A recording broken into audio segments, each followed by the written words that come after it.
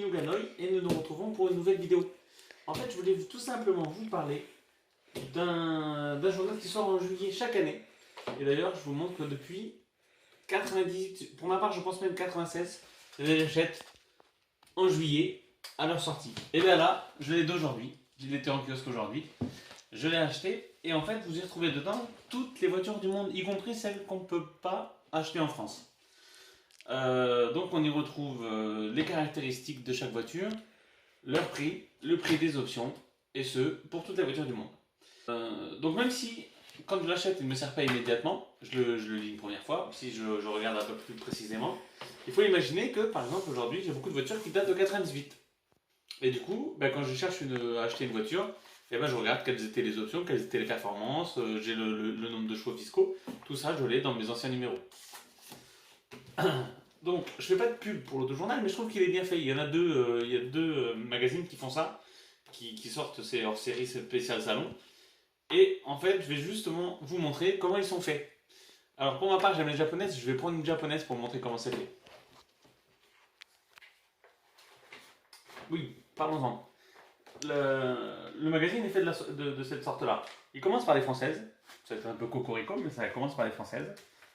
Et d'ailleurs, pour vous montrer tous les petits fabricants que nous avons en France, une fois qu'on a passé les gros constructeurs,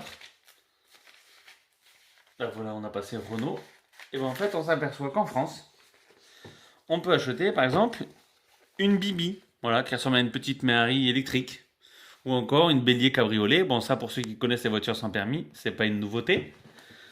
On a des supercars en France, voilà, Ginetta, ceux qui connaissent pas. Et on s'aperçoit, c'est un peu plus rigolo, que Eden, la marque Eden, fait des Méhari quasi répliques identiques électriques, que la marque Méhari encore fait des 2 chevaux identiques électriques, et encore un petit peu plus loin, Rétro Futur prend n'importe quelle voiture rétro pour les passer à l'électrique. Et une marque un peu peu connue sur le territoire, c'est Peugeot qui fait des répliques de Porsche, et depuis bien longtemps. Donc je vais aller sur une marque japonaise, puisque comme vous le savez, c'est ce que je préfère. Et on va aller voir comment est fait le magazine. Nous voilà arrivés chez Suzuki. Alors un modèle que j'aime particulièrement en ce moment, c'est le petit Inis. Voilà. Donc comment ça se présente? Vous avez un détail des équipements de la Inis que vous trouvez ici. Là. Vous avez ici des équipements. Donc l'Inis avantage. Donc du coup on sait de suite qu'il fait 4 chevaux fiscaux. Et que nous avons un équipement de série, pour pas dire pas grand chose, un système audio, une climatisation manuelle, et c'est pas des moindres, parce qu'à 13 000 euros, vous verrez, il y a des petits modèles qui ont même pas la clim, et une banquette arrière fractionnable. Voilà. Ensuite, donc ça c'est pour ce qui est des tarifs et des options. Et ensuite, si on veut connaître les performances de l'Inis, là en l'occurrence on avait regardé l'Inis DualJet 90, et bien l'Inis DualJet 90 on le voit ici. C'est donc un moteur 4 cylindres qui développe 90 chevaux avec un couple de 120 Nm à 5 rapports. Qu'est-ce que nous avons d'autre? La dimension des pneus, c'est intéressant pour savoir si ça va nous coûter cher dans l'avenir. Et on a ces dimensions. On a normalement ses performances, vous voyez le 0 à 100 étant 12 secondes 2. Sa vitesse maxi, que je trouve un peu élevée, 170. Et ses consommations. Bon, consommation, souvent, là aussi, ils sont un peu gentils. Vous pouvez rajouter 0,5. Et enfin, le rejet carbone, pour ceux qui sont en ville, c'est pratique pour les vignettes. Voilà comment est fait le magazine. Et alors, ce que je vous disais, c'est toutes les voitures du monde, même celles qu'on ne peut pas acheter. Et bien, ce qui est intéressant, c'est qu'en fin de magazine, après Volvo et Saab, on y retrouve tous les modèles non importés. Voilà, c'est le tour du monde des modèles non importés. Donc là, je vous les passe, parce que moi-même, je ne les maîtrise pas tous. Mais on va avoir des modèles australiens. Alors, ce qui est intéressant, c'est j'adore les Anglais pour ça, parce qu'ils ont plein de petits modèles qui sont fabriqués chez eux. Alors, attendez, je vais trouver ça. Les Anglais. Profitez-en pour regarder.